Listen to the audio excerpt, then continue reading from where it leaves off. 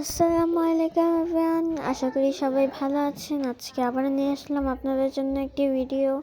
তো আজকে ভিডিওর এতটুকু দেখে আপনি বুঝতে পারছেন আজকে কিসের জন্য ভিডিওটা বানানো। আসলে আজকে চেঞ্জ করছি আমরা আমাদের বাসা।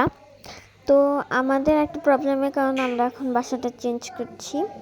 তো আমি বারবার একবার উপরে উঠতেছিলাম, একবার নিচে নামতেছিলাম। আসলে আমার নিচে এসে দেখতেও ভালো লাগতেছিল, আর উপরে গেলে বারবার কাছে দাঁড়াই দিতেছিলাম।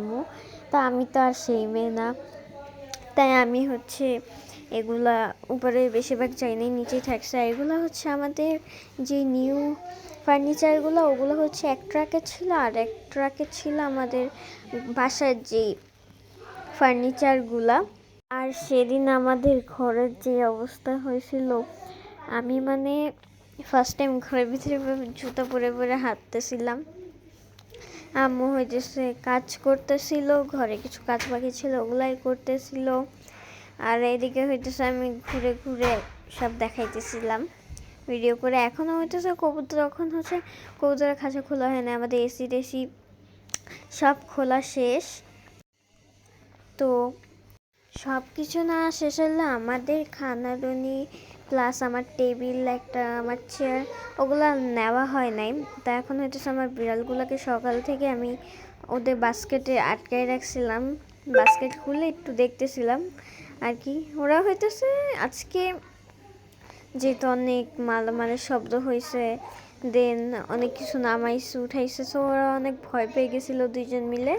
তো এই জন্য ওরা আর বাস্কেট থেকে বের হয় না। এখন আম্মু অ্যাকোয়ারিয়ামের পানিটা কমায় নিতেছিল, যেহেতু এটা রাখে দেওয়া লাগবে যেন ভাতটা কম হয়, এই জন্য। আর এই তো আমাদের সব মালামাল তখন মালামাল আর বা আসবাবপত্র এগুলো ট্রাকে উঠানো হইতেছিল। তো এই ছোট ট্রাকটা পুরো ভরে গেছিল, কি বলবো। আমাদের বাসা পাল্টানোর জন্য কিন্তু অনেক ক্ষয়ক্ষতি হয়েছে, কি বলবো আমি। আমাদের যে ওয়াশিং মেশিন, ওটাই ক্রাচ পড়ে গেছে, বাদ দেন। এই তো আমাদের নিউ বাসা, এটা ড্রয়িং রুম, এটা আমাদের 3টা বেডরুম। তো এখানে আমার খাটের ফিনিশিং দিচ্ছে আঙ্কেল, বানিশ করা, যেহেতু দোকান থেকে তাড়াতাড়ি এনে নিয়েছিলাম। তো এই জন্য আঙ্কেল এখানেই বানিশ করতেছিল, অ্যান্ড আমি আমার পড়ার টেবিল গুছাইতেছিলাম। অ্যান্ড এই তো সব আমার ঘরের সব কাজ কমপ্লিট।